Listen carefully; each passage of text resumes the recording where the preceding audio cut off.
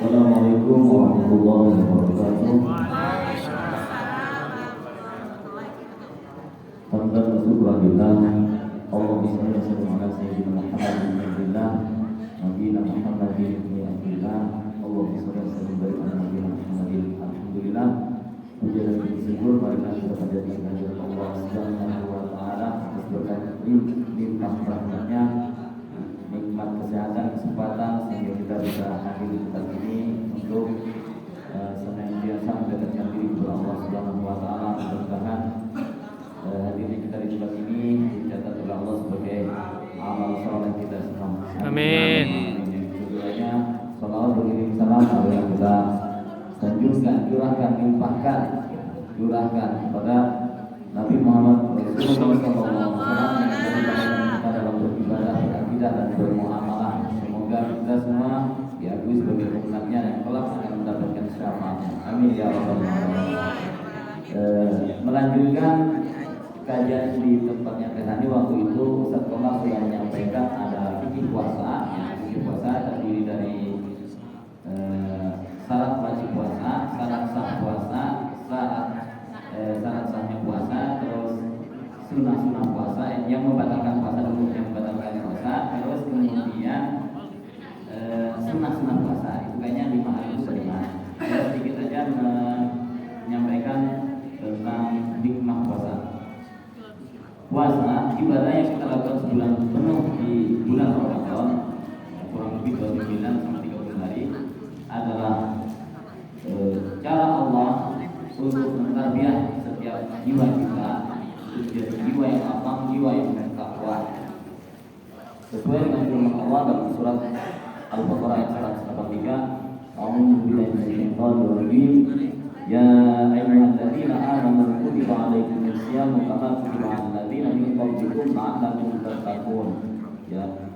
Diwajibkan atas wahai orang-orang yang beriman, diwajibkan atas kamu berpuasa seperti orang-orang sebelum kamu supaya kalian menjadi jiwa yang bertakwa. Nah, yang akan saya sampaikan adalah sedikit dari hikmah puasa itu sendiri. Yang pertama, puasa melahirkan sifat jujur alias menghindarkan kita dari sifat berbohong. Karena apa? Dari mana lahirnya sifat jujur? Karena kita tidak akan berani menegur aib wudhu ketika kita berpuasa, walaupun orang di sampingnya sudah tentu nggak bakal melihatnya. Nah, disitulah kita akan disiplin belajar menjadi jiwa yang jujur. Karena ketika kita sedang berjemur saja, kita nggak akan berani mengusap aib wudhu kalau memang kita benar jujur.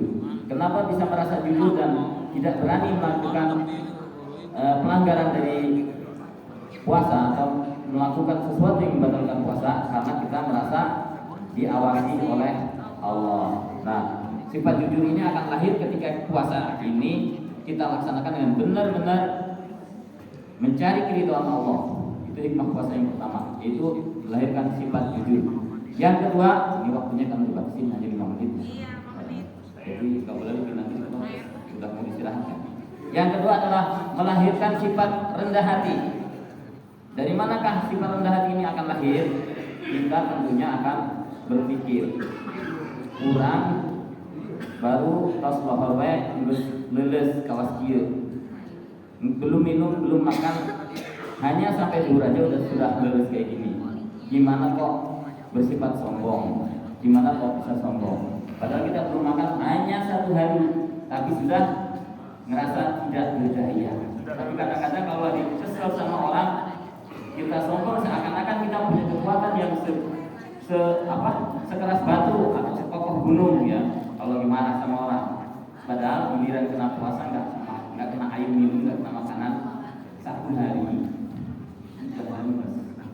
Nah, dari situlah yang akan mengikis kesombongan kita, sehingga kita akan bisa jiwa untuk menjadi seorang yang bersifat rendah hati, merasa kecil di hadapan Allah, merasa kecil di hadapan kekuasaan Allah, kekuatan Allah, dan merasa butuh akan pertolongan Allah. Karena kita hakikatnya tidak bisa melakukan suatu apapun kecuali dengan izin Allah. La haula wala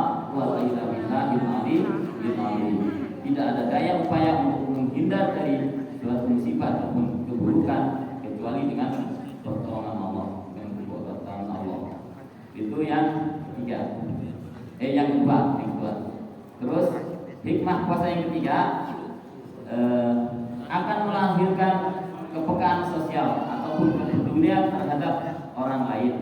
Karena kita sudah merasakan tidak enaknya lapar dalam tidak makan satu hari, apalagi kalau pengemis pemulung yang bisa jadi 2-3 hari tidak makan. Jadi puasa diharapkan bisa melahirkan kepekaan sosial ataupun kepedulian kepada yang lain, sehingga kita akan menjadi orang yang ringan tangan membantu orang lain, bermurah hati untuk memberi. Jadi mudah-mudahan tarbiyah Allah ini berhasil kita jalani sehingga kita mendapatkan predikat takwa di sisi Allah, yang menjadi orang yang senantiasa bisa muraqabah, merasa diawasi oleh Allah, bisa melahirkan sifat rendah hati dalam diri kita, serta memperluas ringan tangan kita untuk membantu sesama yang ada, khususnya di sini kita, terlebih khususnya adalah keluarga kita sendiri. Amin ya rabbal alamin. Mungkin demikian yang bisa saya sampaikan. Mudah-mudahan yang baik datangnya dari Allah, yang buruk karena kesalahan saya pribadi. Billahi taufiq wal hidayah. Wassalamualaikum warahmatullahi